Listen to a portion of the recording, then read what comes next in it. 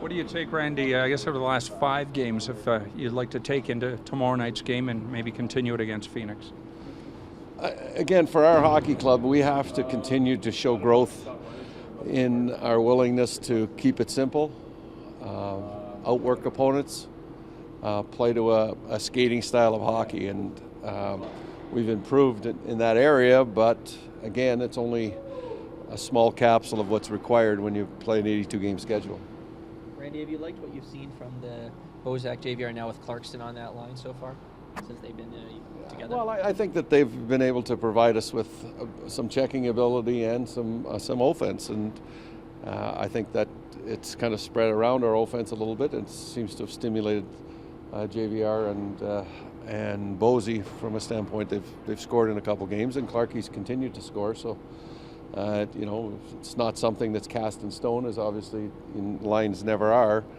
And there's been a long history of Bozak and Kessel together here in Toronto, but we just felt that it was needed at the time, and we'll run with it as long as we feel we're getting production. Speaking about Phil, you've talked in the past about maybe the playmaking side of him is a little bit underrated, but do you think that he makes other players better because of that playmaking ability? That we've seen how he's had chemistry with that line that he's on now?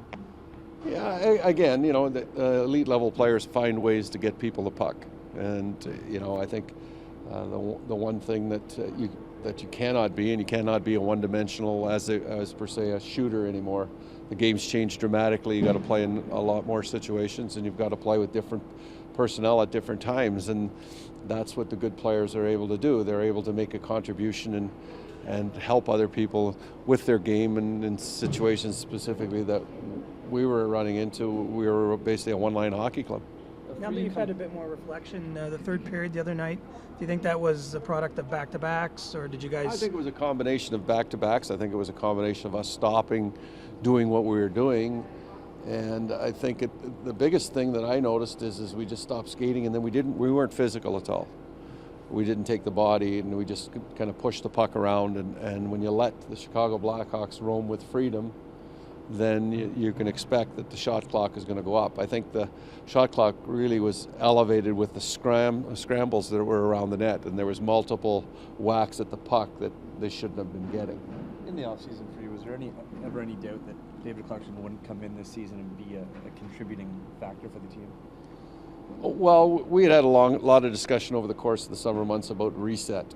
And that was really what we were trying to accomplish, is try to make sure that we were all on the same page, that this was a reset situation, and we knew and we felt that Clarkie was a better player than what he had played to last year, and he'd be the first to admit that to you. And so we were all on the same page, and then you have to credit the player, because he went and committed to a different workout regime. He spent more time, and he developed a little bit more muscle on the body, and he came back, and even though he did, suffer the fracture in training camp with the fight with Cody McCormick, it hasn't changed his game. You put him on the power play early on. You're getting some big minutes now with guys like JVR. How much can that do for a guy's confidence for you to show that, hey, we're going to give you some minutes and some opportunities? Well, he's always been a power play guy. It's just that last year, when he missed the amount of time that he missed, our power play was second in the league.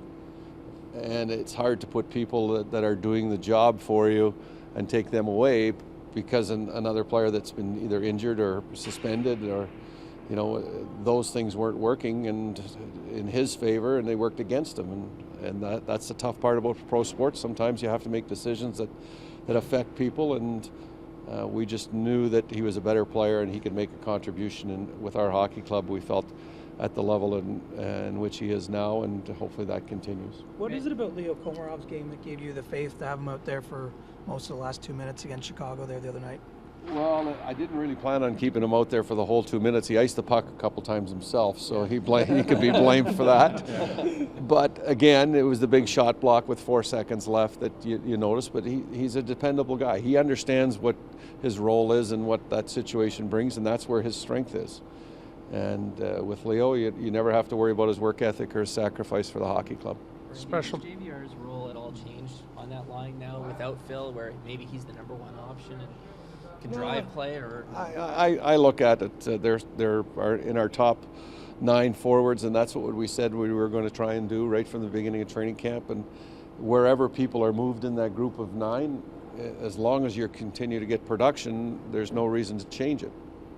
And that's the way you look at it. But there's always certain things and intuition and hunches that you do play in certain games that you might move people around. But again, we're looking at the group of 9, and we think JVR can make a complement to any 3 that we would put together, that they could play together. Special teams ice time that we saw Peter get the other night, Holland, is that an indication of his versatility?